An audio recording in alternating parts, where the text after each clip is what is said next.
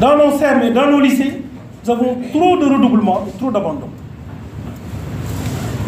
Et cela fait partie, justement, des préoccupations essentielles également du projet académique et des projets de circonscription éducative, des IF. Le taux où nous y sommes, le taux de redoublement au moins est à 19,3. Moins 8 par rapport au niveau national. Le taux d'abandon au moins 13,1%. Les principaux sont là, leurs IF sont là, leurs patrons sont là. Mais ça aussi, c'est un point d'attention. Le taux de survie en troisième, il est assez intéressant. C'est par rapport à la cohorte d'élèves qui entrent en sixième, combien arrivent en troisième en réalité. Mais il est encore insuffisant. Taux d'achèvement du cycle moins 28,9, vous voyez que c'est très faible. Ça veut dire qu'il y a encore de la déperdition. Taux de réussite au BFM, il est bon. Nous avons les meilleurs taux au Sénégal, 89,05, avec des progrès.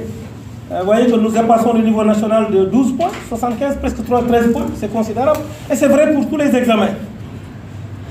Taux de redoublement au secondaire, encore très élevé. Là aussi, les proviseurs sont là. Chers proviseurs, il y a des mesures correctives à apporter. Et nous allons nous y atteler. Taux de réussite au bac, satisfaisant par rapport à 2022. En retard, mais ça c'est la moyenne globale de l'académie. Vous voyez que nous sommes à moins 11,83 du Sénégal, du national. Mais si nous prenons nos lycées publics, nous sommes à 55,4. Nous dépassons le niveau national de 3,86. Qu'est-ce que ça signifie? Que nous avons des candidatures individuelles qui ne font pas du tout de résultats. Nos élèves, par tous les moyens, quittent le public, souvent, se retrouvent dans un privé qui n'est pas structuré, qui n'est pas suivi, qui ne fait pas de la qualité. Et ils y vont pour échouer en masse au bac. Et ils nous font quitter 55,4% pour nous amener à 39,71. Alors qu'ils ne représentent pas l'essentiel de nos candidats. Vous voyez que donc, le taux d'échec est extrêmement élevé au niveau du privé. Ça aussi, c'est une problématique. Nous y sommes déjà. Nous avons commencé déjà des audits des privés. Mais c'est une question que tout le monde doit prendre à bras le corps. Extrêmement compliqué. Ça aussi, ça fait partie des ruptures à opérer. Quelquefois, ce sont les enseignants qui sont derrière les écoles privées. Tout le monde le sait. Quelquefois, ce sont des promoteurs qu'on doit bien connus, mais qui, par tous les moyens, alors entretiennent ces écoles privées, mais qui ne font pas de résultats et qui ne sont pas souvent aux normes.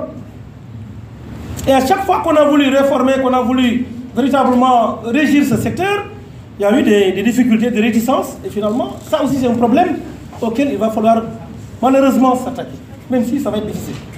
Il faut que les gens acceptent que nous sommes dans un pays réglementé. Celui qui ne respecte pas, quelle que puisse être sa position, ne peut pas se permettre d'avoir une école privée. Et les parents aussi s'en vont, parce que l'élève dit, moi, si je n'ai pas de moyens dans le privé, dans le public, je quitte. On va me payer tout simplement mes cours dans le privé. Et les élèves ne travaillent plus. Parce qu'ils se disent que si ce n'est pas le public, c'est le privé. Et les parents également acceptent. Et les élèves font de petites menaces quelquefois pour dire, bon, voilà. Dans tous les cas, si vous ne me prenez pas, je vais me retrouver. Mais pour ne pas faire de résultats, il nous faut forcément, Madame le Gouverneur, trouver des solutions. Et le sens de la revue, c'est d'impliquer tout le monde dans les réformes à apporter. Les écoles et établissements ont évolué entre 2022 et 2023 de façon nette, aussi bien au niveau de la petite enfance, de l'élémentaire, des collèges, que du lycée et des CFP, avec la création du CFP de Médina Gounass, qui constitue également un enjeu de taille compte tenu, vous le savez, du développement de l'offre d'éducation coranique dans la zone. Il fallait offrir effectivement un modèle adapté à la zone religieuse de Médina Gounass. Mais également, nous avons eu en 2023 la création de 4 collèges. Bon, un collège est devenu lycée. Et nous sommes restés donc à 83 collèges, mais il y a une hausse partout. Donc, les structures se créent, il faut s'en féliciter. La carte se renforce. Les effectifs évoluent du DIP à l'enseignement technique, à part l'élémentaire où la baisse est légère, partout les effectifs croissent de façon assez nette, notamment au moyen, vous voyez, et également au secondaire. Les salles de classe également ont évolué ou évoluent à tous les niveaux. C'est dû aux efforts conjugués de l'État et des divers partenaires, notamment le PASEP, programme d'amélioration du secteur du système d'éducation de base, le PRORAP, le programme de remplacement des abris provisoires, et le PUMA, qui intervient dans les zones frontalières. Nous notons toutefois une hausse du nombre d'abris provisoires, surtout au moins secondaire. C'est dû au fait que les programmes ont démarré, surtout le PRORAP, à l'élémentaire, ont été pour l'essentiel exécutés, mais qu'au niveau du moyen et du secondaire, ils tardent encore à démarrer.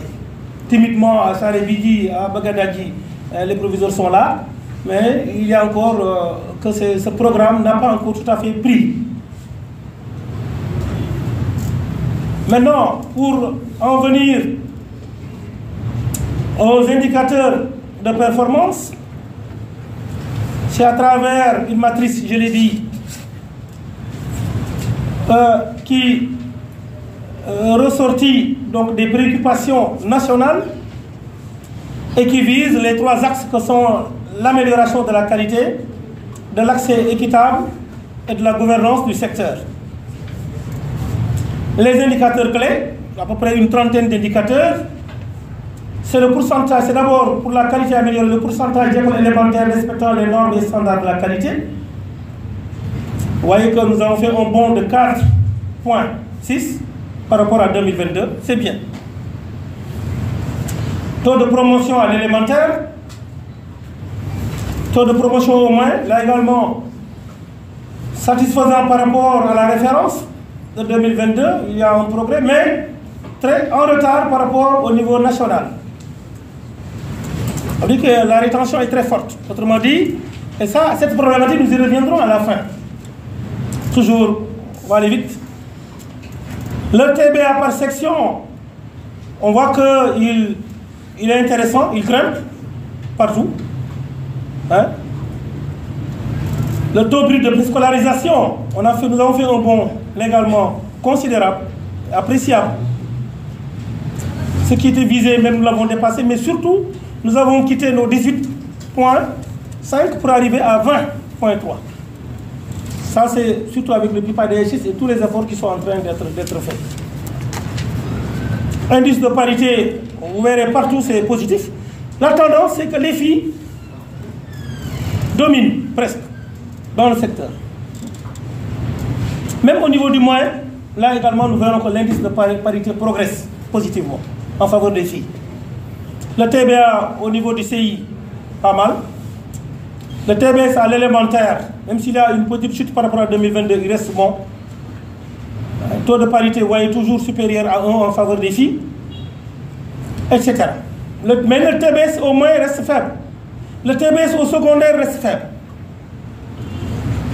Ça veut dire également qu'entre l'élémentaire, le moyen et le secondaire, il y a beaucoup de nos élèves malheureusement qui quittent le système. Taux d'utilisation des enseignants, il est bon, parce que là aussi nous avons apporté des mesures, hein, des audits ces 2 dernières années du personnel en relation avec les IEF.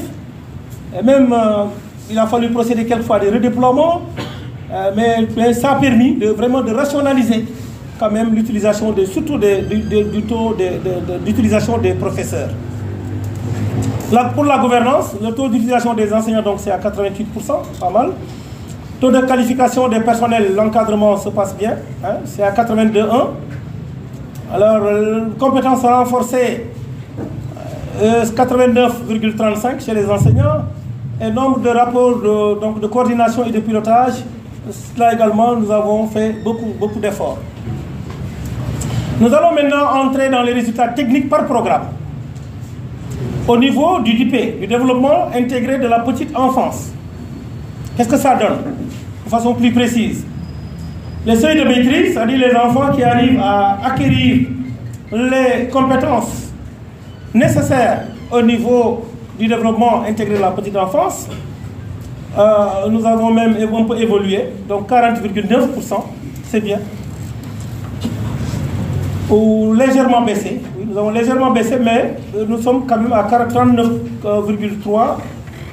Le renforcement de capacité personnelle, ça s'explique par le fait qu'il y avait un ancien curriculum, il y a un nouveau. Avec UNICEF, nous avons déjà fait des formations en masse, mais il reste à peu près plus de 300 enseignants, je pense, et j'ai 350 exactement à former. Mais nous avons même introduit la requête auprès de l'UNICEF pour pouvoir compléter ces formations. C'est ça qui fait que nous avons un peu dégringolé. Mais c'est pour mieux sauter, parce qu'il y a un nouveau curriculum.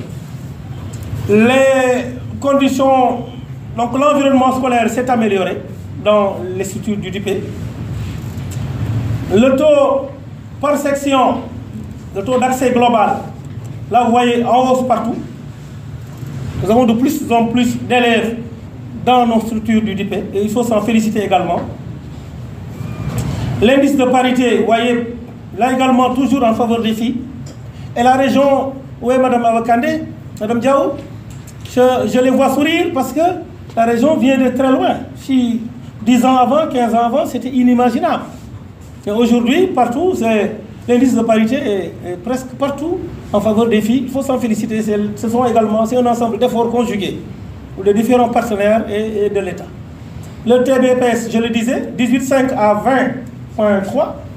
Nous avançons à grands pas. Et le national est à 19,6.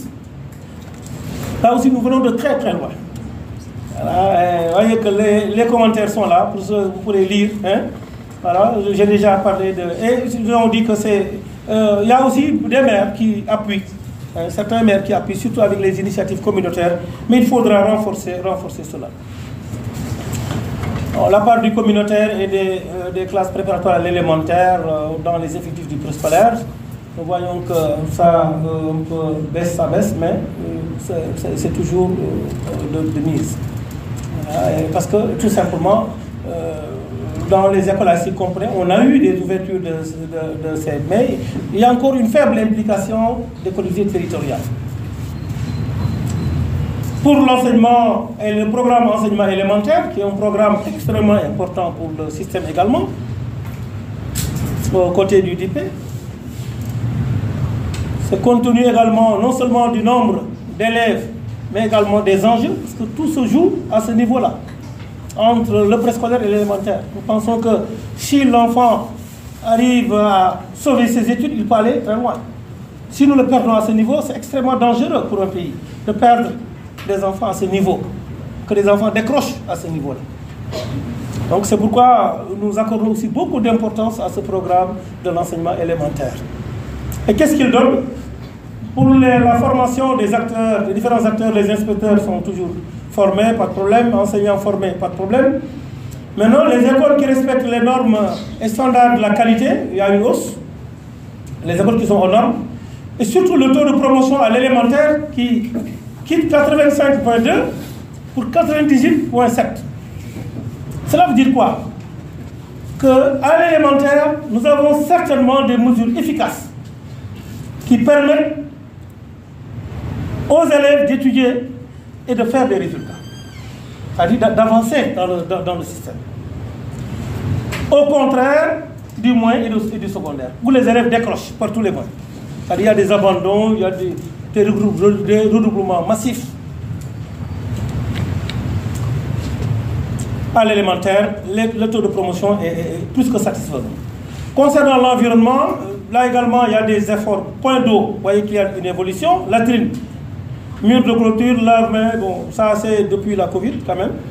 Électricité, Internet, légère baisse à l'élémentaire. Et je précise que ces données sont renseignées depuis les écoles et les établissements, à travers la campagne statistique, agrégée dans un logiciel, envoyé au niveau central, qui va plus tard produire l'annuaire statistique à partir de ces données. Donc c'est la base même qui renseigne directement ces données. Maintenant, Pourquoi Internet baisse? Parce que quelquefois, ça dépend de la perception que nous avons d'Internet. Parce que quelquefois, c'est les téléphones qu'on utilise, et d'une année à l'autre, bon, un directeur d'école peut-être faut considérer que oui, il me faut maintenant, pour passer de mon téléphone, je dois avoir un téléphone fixe ou un Internet fixe. Vous voyez, ça peut faire que ce nombre est baissé. Mais bref, les cantines scolaires croissent de façon exponentielle.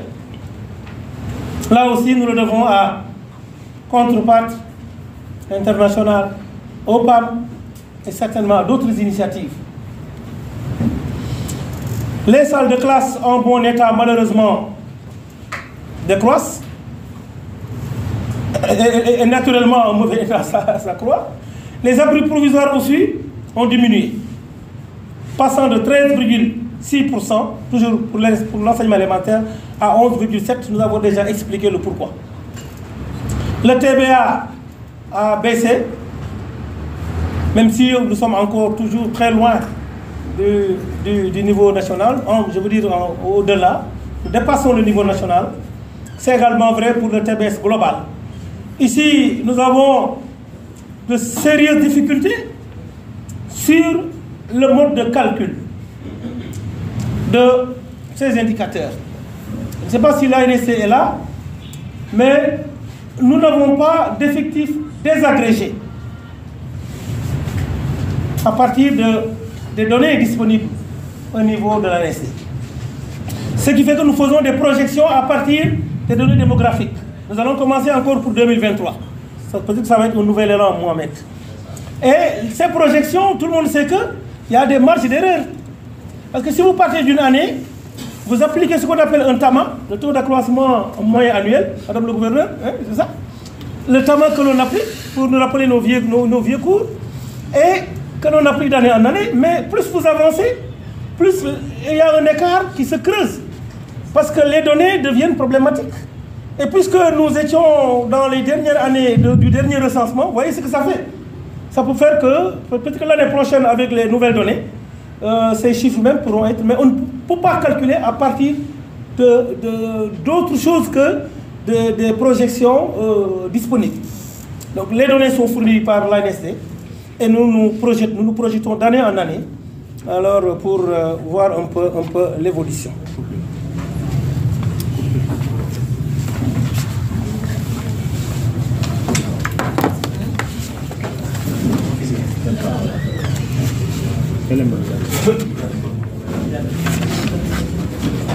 C'est ça, je là, c'est bon.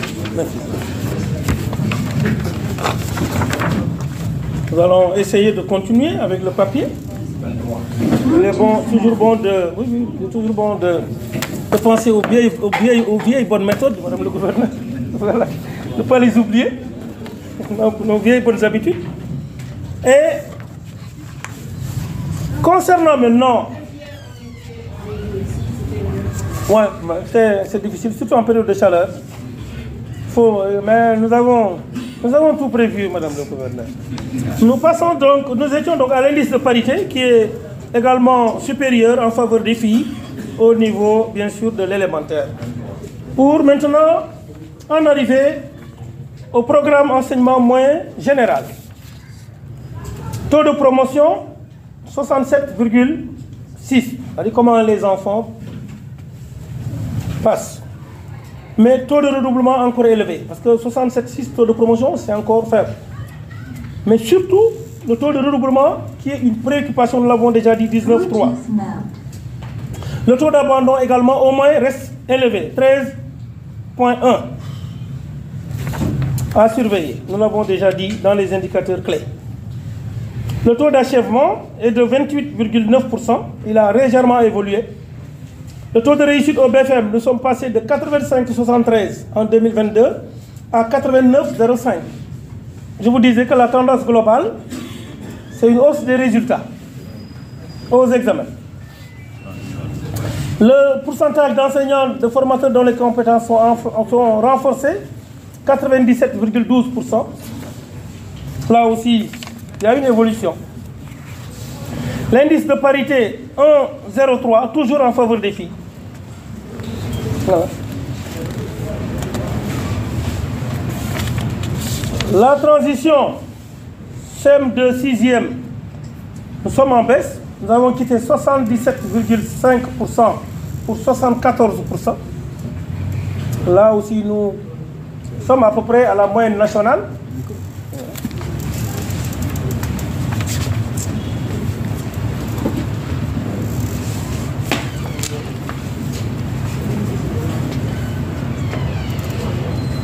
Nous en étions là. Voilà. Donc, nous avons déjà expliqué. Hein. Taux de redoublement très élevé et en hausse. Taux d'abandon encore élevé. Malgré les progrès. Taux d'achèvement. Taux de réussite au BFM. Enseignants formés. Indice de parité par rapport au taux d'achèvement en faveur des filles, malgré les contraintes, parce qu'il y a la persistance des mariages d'enfants, des grossesses précoces, la lourdeur des travaux domestiques, l'insécurité en zone rurale. Dans beaucoup de nos zones, les enfants se déplacent, n'ont pas le moyen de transport et sont confrontés à des risques. Donc, il faut sensibiliser davantage les communautés. Voilà. Transition SEM de 6e, je disais que nous avons légèrement baissé, même par rapport à l'indice de parité. Maintenant, le TBS, au moins, il est en hausse. L'indice de parité est toujours en faveur des filles.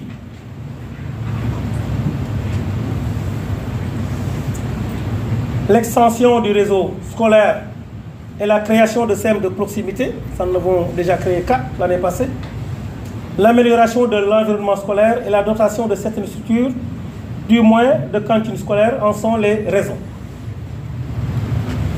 Voilà. Et là, nous l'avons dit, les efforts que nous déployons en faveur des filles permettent leur maintien à l'école. Par du privé dans les effectifs du moyen général, ça a un peu augmenté. Pour le moyen secondaire, c'est à peu près les mêmes tendances. La différence n'est pas trop grande.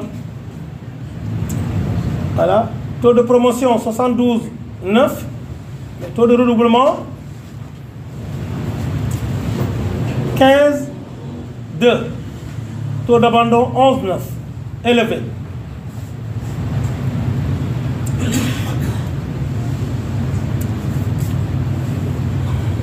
Les taux de promotion garçons-filles, voyons la différence. Taux d'abandon, c'est plus élevé chez les filles. Nous avons donné tout à l'heure les raisons. Taux de redoublement, plus élevé chez les garçons. Au secondaire, toujours. Le taux brut, donc d'accès au secondaire, est faible. Voilà. Il reste faible. Mais le taux de réussite au baccalauréat, même s'il pose problème au niveau régional, il reste bon au niveau du public avec 55,4. Le taux de transition a beaucoup évolué entre 2022 et 2023. Et selon le sexe, on voit qu'il est plus important chez les garçons, légèrement. Le TBS au secondaire reste insuffisant, malgré les efforts. Voilà. Malgré les quelques progrès notés. Il y a une déperdition et la faiblesse des performances féminines, malgré leur présence dans nos établissements secondaires. Pour les effectifs inscrits dans les filières scientifiques, là aussi nous pensons qu'il y a beaucoup de choses à faire. Notre système est reste encore orienté vers les séries littéraires. L'objectif, c'est d'avoir, je vais me réhabituer, au moins 30% de ces effectifs dans les filières scientifiques. Nous sommes à 21,4. Cette année encore, monsieur le directeur du COSPE, nous allons certainement demander que la barre soit haute, mais surtout qu'il y ait... Mais là aussi, c'est une question qui interpelle les parents. Nous donnons des instructions pour que le maximum d'élèves soient orientés dans les séries scientifiques, mais les élèves, en complicité avec leurs parents, reviennent et font tout pour retourner dans les séries littéraires. Et nous avions demandé, vraiment, sauf en cas de force majeure, de ne pas permettre les réorientations. Parce que la commission qui oriente le fait sur une base objective. Le proviseur va me dire, oui, bon, je ne peux rien faire parce que ça, il faudra que nous prenions des mesures drastiques encore l'année prochaine pour les maintenir. Parce que dès qu'un élève est orienté, il va passer le mois à l'autre. Moi, j'ai pu, parce que M. Ndiaye est mon papa, du service là, il a pu me régler avec le proviseur, d'accord. Et finalement, les élèves se passent le mot et hop, tout le monde cherche à être réorienté. Il nous faut arrêter forcément cette pratique pour les maintenir dans les séries scientifiques.